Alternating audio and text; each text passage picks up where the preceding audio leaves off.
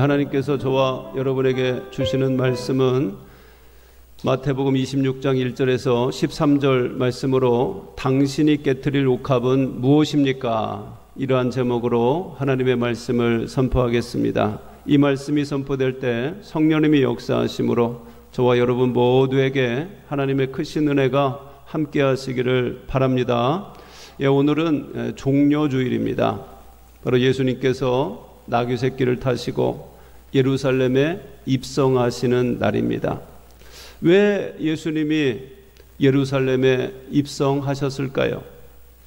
한마디로 말하면 바로 십자가를 지기 위해서입니다. 예수님의 그 관심과 목적이 오직 바로 십자가를 바라보고 있었습니다.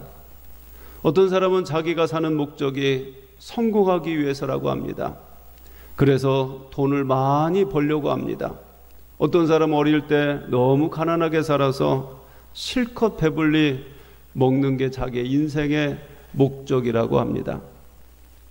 어떤 이들은 복수하기 위해서 사는 사람들도 있습니다.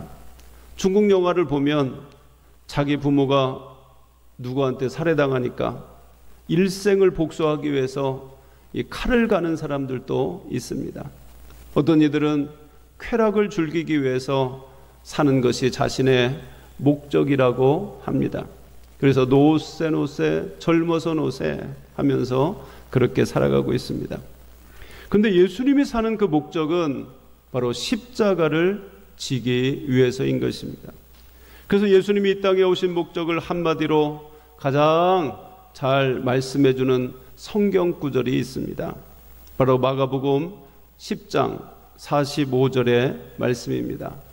인자가 온 것은 섬김을 받으려 함이 아니라 도리어 섬기려 하고 자기 목숨을 많은 사람들의 대속물로 주려 함이니라. 아멘. 자기 목숨을 많은 사람들의 대속물로 준다.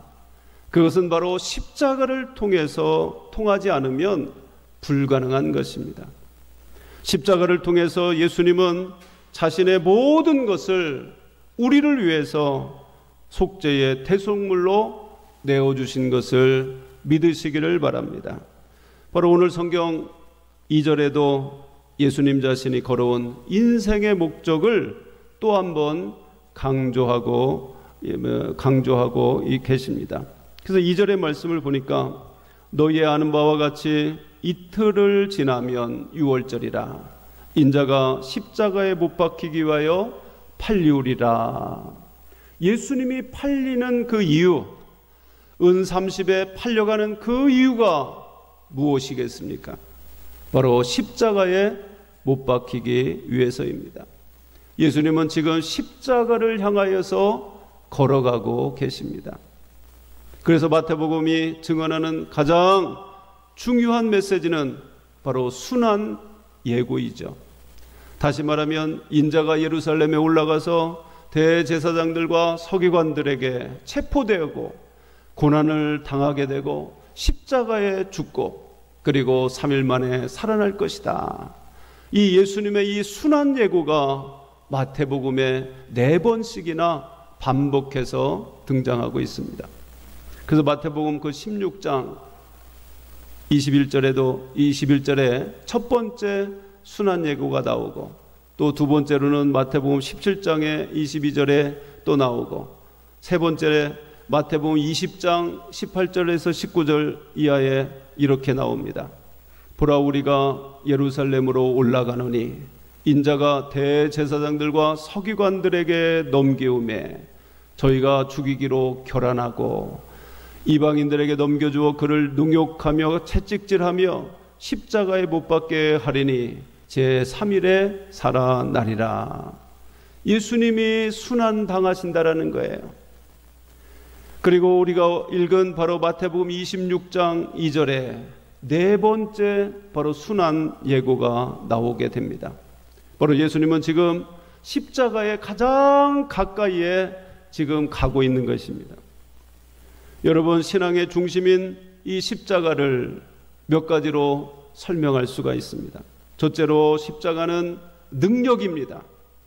어떤 능력이겠습니까? 바로 구원의 능력인 것입니다. 따라서 한번 해보시기 바랍니다. 십자가는 구원의 능력이다. 아멘. 그렇습니다. 십자가는 우리에게 놀라운 구원의 선물을 주는 것입니다. 고린도전서 1장 18절에 십자가의 도가 멸망하는 자들에게는 미련한 것이요 구원을 받는 우리에게는 하나님의 능력이라. 십자가가 있기에 우리가 구원받은 줄로 믿으시기를 바랍니다. 둘째로 십자가는 겸손입니다. 만왕의 왕이신 우리 주님께서 가장 천하고 흉악한 자가 매달리는 십자가에 달리셨기 때문에 십자가는 우리에게 겸손을 가르쳐주고 있습니다.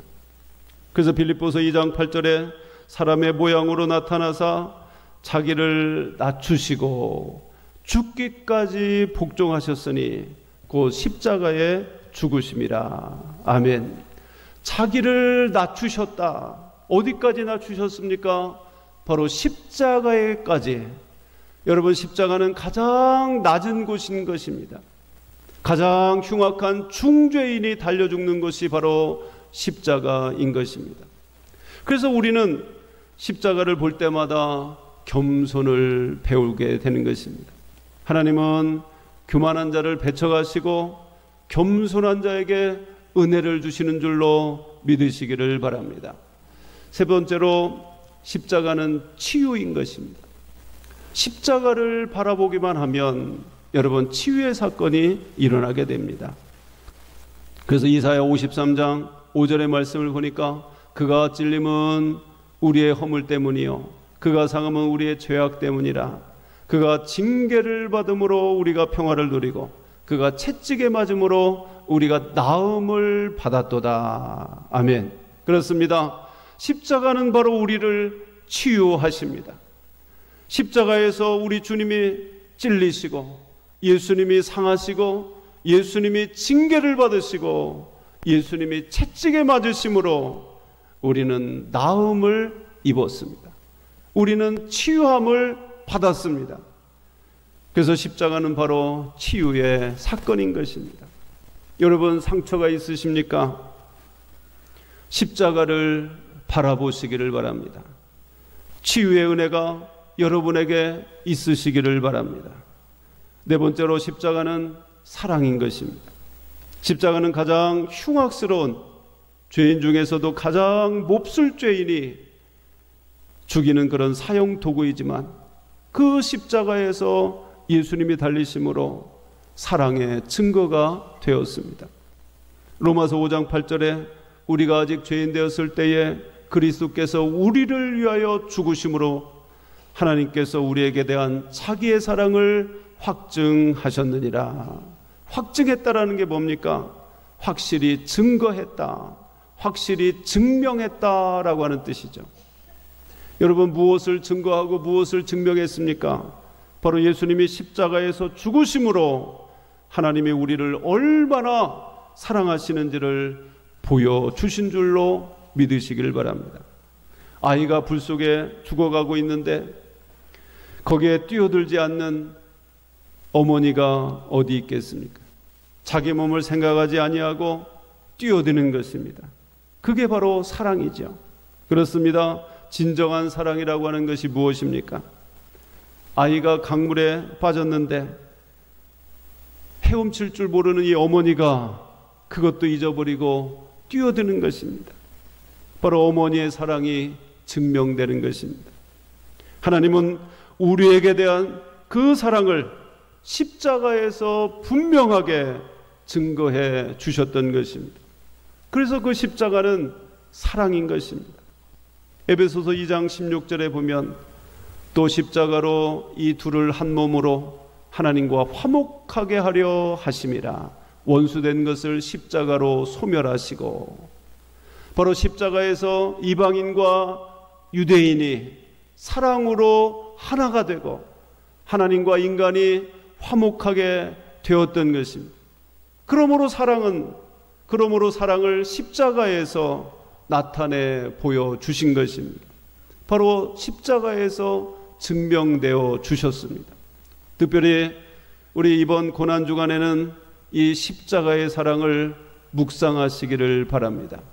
바로 오늘 본문에 보니까 예수님은 그 십자가를 향하여서 한 걸음 한 걸음 나아가고 계십니다. 근데 사실 예수님의 주변에 있던 사람들은 십자가와 정반대의 삶을 살고 있습니다. 예수님은 제자들에게 그 4번씩이나 반복해서, 아까 그랬죠, 순환 예고가 4번이나 있었다, 4번씩이나 반복해서 그 십자가에 대해서 말씀하셨지만 제자들은 그것이 무슨 얘기인지 이해할 수가 없었습니다. 왜냐하면 그때까지 예루살렘의 그 종려주일 그 전까지 예수님의 인기는 아주 하늘을 찌를 듯하게 있었던 것입니다.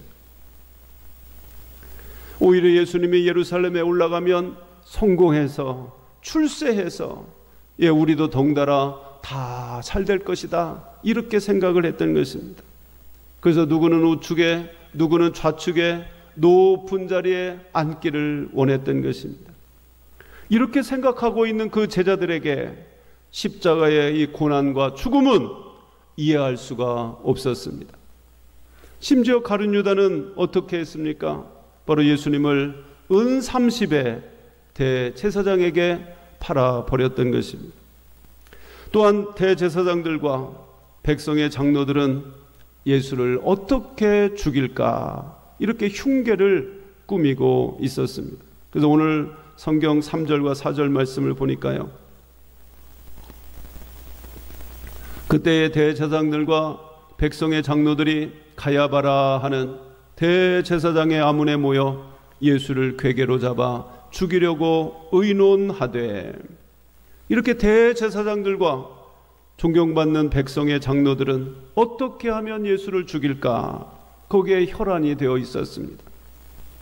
이를 알고 있는 예수님의 심정은 어땠을까요? 이때 예수님을 기쁘게 했던 이 한 여인이 있었습니다.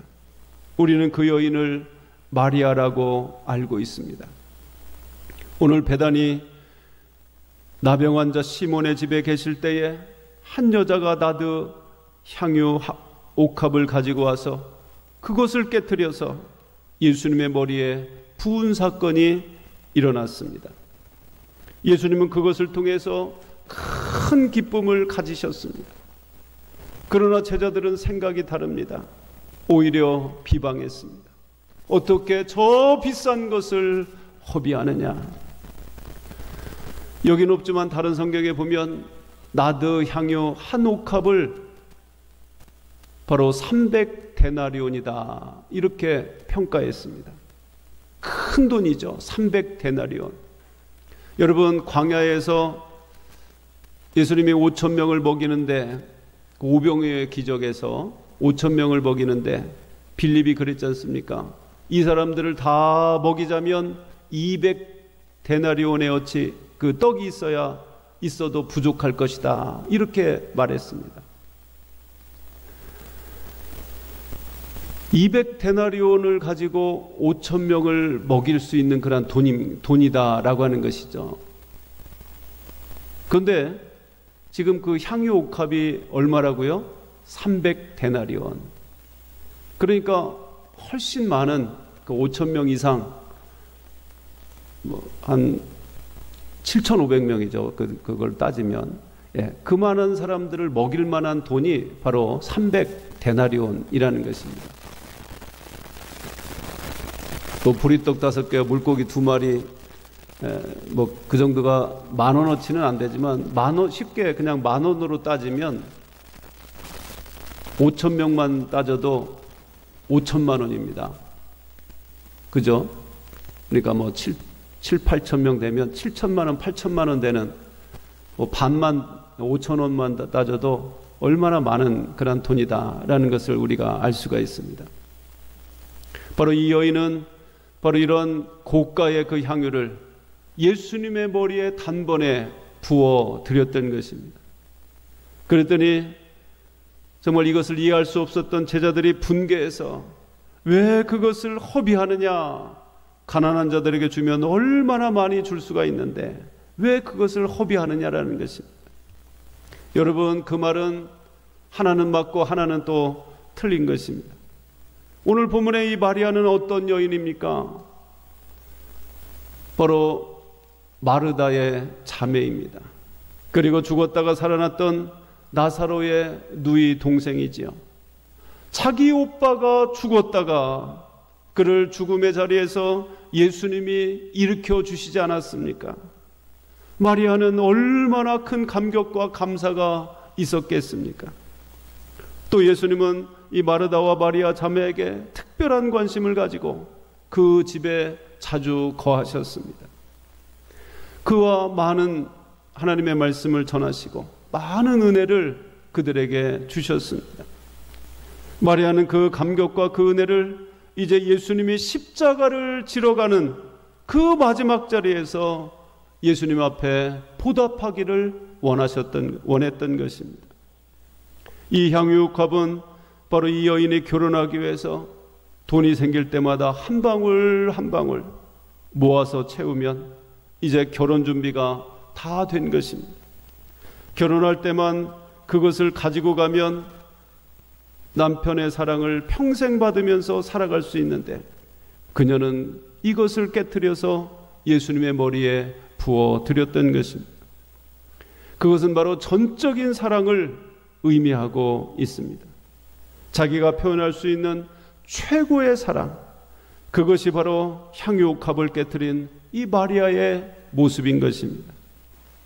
그 여인이 아마 향유를 부어드리면서 내가 이렇게 해도 되나? 오늘 향유를 다 붓고 내일 후회하지 않을까? 이렇게 생각을 했겠습니까? 아닌 것입니다.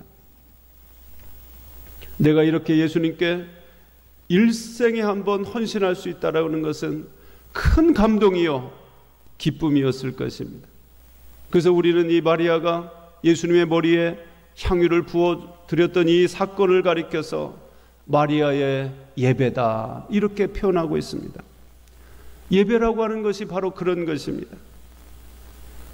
남자가 여자에게 사랑을 고백하는 것을 사랑이라고 부르지만 우리 믿는 사람들이 하나님 앞에 사랑을 고백하면 그것이 바로 예배인 것입니다. 예배는 주님, 내가 당신을 사랑합니다 라고 고백하는 것입니다. 이와 같이 여러분이 부르는 찬양도요 예배 가운데 하나인데 바로 거기에 주님을 향한 사랑이 담겨 있어야 하는 것입니다. 우리가 드리는 이 예배 속에, 헌금 속에, 우리의 그 정성 속에 주님을 향한 사랑의 고백이 담겨 있어야 하는 것입니다. 이것이 바로 예배인 것입니다. 왜 우리의 예배가 감동이 없습니까? 왜 우리의 예배가 기쁨이 없습니까? 여러분, 바라기는 사랑의 그 최선의 것을 드리시기를 바랍니다. 마음을 다하는 그 찬양을 드리시기를 바랍니다. 힘을 다하는 기도를 드리시기를 바랍니다. 최선의 감사를 하나님 앞에 드리시기를 바랍니다. 오늘 마리아는 자기가 준비할 수 있는 최고의 것을 사랑으로 주님 앞에 드렸습니다. 근데 여러분, 오해하시면 안 되죠. 나는 향유 값도 없는데, 뭐 300데나리온도 없는데 나는 뭐 예배 못 드리겠네, 이렇게 생각하시면 안 됩니다. 자기가 할 수 있는 것 중에 최고의 것을 올려드렸다라고 하는 것입니다. 즉 마음을 다하고 성품을 다하고 힘을 다하여 하나님을 사랑하고 헌신했다라는 것입니다. 그래서 예수님께서는 이 가난한 과부가 두렙돈을 연복기에 넣는 것을 보시고 이 여인은 모든 사람들보다 많이 넣었다 이렇게 말씀하셨습니다. 왜냐하면 자기의 전부를 드렸다라고 예수님이 칭찬하셨던 것입니다. 그것이 바로 예배인 것입니다. 내 마음과 정성과 내 모든 시간과 내 모든 입술을 들어서 주님을 사랑한다고 고백하는 최고의 찬양이 바로 예배인 것입니다. 마리아는 사랑으로 최고의 예배를 드린 줄로 믿으시기를 바랍니다. 여러분, 우리가 드리는 예배가 진정한 예배이십니까? 물질을 쓰다가 남으면 주님 앞에 드리고 계시지 않습니까? 시간을 다 활용하고 아이고 시간이 좀 남으니까 교회 한번 가볼까, 이렇게 생각하면 안 되는 것입니다. 오늘 마리아에게는 쓰다 남은 향유를 가지고 온 것이 아닙니다. 쓰다가 남은 정성을 가지고 온 것이 아닙니다. 자기의 일생을 모은 최선의 것을 주님 앞에 드린 줄로 믿으시길 바랍니다. 그래서 마리아의 헌신은 최고의 사랑의 표현이요 최고의 예배의 모습인 줄로 믿으시기를 바랍니다. 그것뿐이 아니죠. 바로 이 마리아의 헌신은 지극한 헌신의 모습입니다. 향유를 깨어서 예수님의 머리에 부어드렸다라고 하는 것은 주님께 내 자신을 내어드립니다, 그런 중요한 의미를 가지고 있습니다. 그리고 로마서 12장 1절에 보니까 너의 몸을 하나님이 기뻐하시는 거룩한 산제사로 드리라. 예배는 입술로만 드리는 것이 아니라 머리로 생각해서 참여하는 것이 아닌 것입니다. 우리의 몸과 마음과 정성을 다 모아서 주님 앞에 헌신으로 예배를 드리시기를 바랍니다. 그리고 예수님께서는 이 마리아의 이 사랑과 헌신을 통해서 큰 위로를 받으셨습니다. 제자들은 일부 사람들이 붕괴하죠. 왜 이것을 허비하느냐? 향유를 팔면 가난한 자들에게 더 많은 것을 나눠줄 수가 있는데, 그때 예수님이 뭐라고 합니까? 이 여인을 괴롭게 하느냐? 이 여인은 나에게 좋은 일을 하였느니라. 선한 일을 했다. 그리고 이 여인은 내 장례를 준비했다. 복음을 증거하는 곳마다 이 여인이 행한 일이 오래오래 기념되고 기억될 것이다, 이렇게 말씀하셨습니다. 오늘 여러분의 예배가 주님이 기뻐하시고 기억하는 예배가 되시기를 바랍니다. 우리 사랑하는 성도 여러분, 우리가 이 고난주간에 향유옥합을 깨는 그 심정으로 주님 앞에 예배하시기를 바랍니다. 우리를 향한 주님의 그 구속의 사랑을 깨달으시기를 바랍니다. 주님께서 십자가를 지시던 그날에 우리에게는 엄청난 사건이 일어났던 것입니다. 저와 여러분의 죄가 씻음받은 줄로 믿으시길 바랍니다. 우리에게 영원한 구원의 축복이 임한 줄로 믿으시길 바랍니다. 하나님의 자녀가 된 우리들은 언제든지 성소와 지성소의 그 휘장이 찢어짐으로 누구든지 하나님 앞에 나갈 수 있는 특권이 얻게 되었던 것입니다. 우리가 하나님 앞에 어떻게 예배드리러 나오셨습니까? 오늘 여러분의 삶의 우선순위가 예배였습니까? 내가 정말 전심을 다해서 하나님 앞에 헌금하고 계십니까? 마음을 다하고 힘을 다하여 찬양하고 기도하고 계십니까? 십자가의 이 구속의 사랑을 경험한 우리들이 이렇게 살아도 되겠습니까? 일주일에 교회 한 번 오면 내 할 일 다 했다, 이렇게 생각하고 계십니까? 여러분, 옥합을 깨뜨렸던 이 마리아의 사랑과 헌신을 여러분 본받으시기를 바랍니다.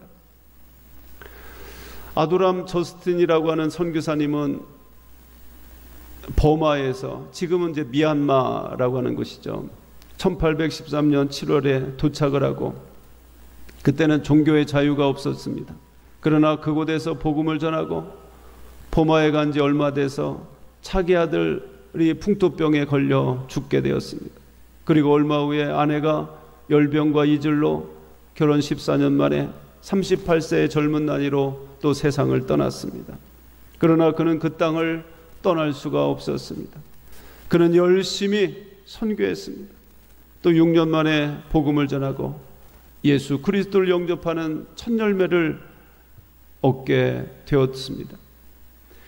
그리고 버마 사람들에게 효과적으로 복음을 전하기 위해서 성경 번역을 작업을 하고 무려 23년에 걸쳐서 창세기부터 계시록까지 66권을 전부 바로 미얀마어로 번역을 했던 것입니다. 대단한 것이죠. 그런 말합니다. 이 세상에서 가장 흥미로운 것은 예수 그리스도께서 나를 위해서 십자가에서 돌아가신 이야기입니다. 십자가 이야기보다 더 귀한 것은 세상에 없습니다. 나는 이 십자가를 증거하기 위하여 여기에 왔고 그것이 나의 사명입니다. 여러분, 그는 자기의 옥합을 깨뜨렸던 것입니다. 가족의 생명을 깨뜨리듯이 선교를 위해서 모든 것을 다 부어드렸던 것입니다. 오늘 마리아는 예수님께 받은 은혜가 너무 감격스러워서 최고의 헌신, 최고의 사랑, 최고의 예배를 올려드렸습니다. 저와 여러분은 어떻게 살아야 할까요? 정말 예수 그리스도가 우리의 구세주라면, 그의 보혈이 나의 죄를 씻어버린다면, 그리고 나를 위해서 영원한 하나님 나라가 준비되어 있다면 지금처럼 이렇게 살아도 될까요? 우리가 주님 앞에 설 때에 뭐라고 대답하시겠습니까? 여러분, 내일부터 시작되는 우리 고난주간 특별 새벽기도에 나오셔서 주님의 말씀을 배우시기를 바랍니다. 간절히 기도하시기를 바랍니다. 여러분의 가장 귀한 옥합을 깨트리는 심정으로 여러분 특별하게 새벽기도에 나오시기를 바랍니다. 이번 고난주간은 특별한 십자가의 사랑을 경험하시고 여러분의 옥합을 주님 앞에 깨트리시기를 주님의 이름으로 축원합니다. 기도하겠습니다. 하나님 아버지, 마리아의 옥합을 깨트리는 그 사랑, 그 헌신을 우리가 배우기를 원합니다. 나를 구속하시고 나를 구원하기 위해서 십자가를 지신 그 예수님, 그 은혜와 사랑을 감격하고 또 하나님 앞에 헌신합니다. 하나님, 우리도 마리아의 옥합을 깨뜨리는 심정으로 우리의 전부를 헌신하게 하여 주옵소서. 우리의 전부를 사랑으로 고백하게 하여 주옵소서. 그 은혜와 사랑 가운데 오늘 또 고난주간을 맞이하여서 십자가의 은혜를 깨닫고 살아가게 하여 주옵소서. 그 십자가의 은혜와 사랑으로 우리가 감격하며 기뻐하며 또 힘을 얻는 귀한 은혜가 우리 가운데 있게 하여 주시옵소서. 그 십자가의 사랑이 우리의 삶 가운데 치유가 있게 하시고 구원이 있게 하시고 축복이 있게 되는 귀한 은혜가 우리의 삶 가운데 있게 하여 주시옵소서. 감사드리며 사랑 많으신 예수님의 이름으로 기도하옵나이다. 아멘.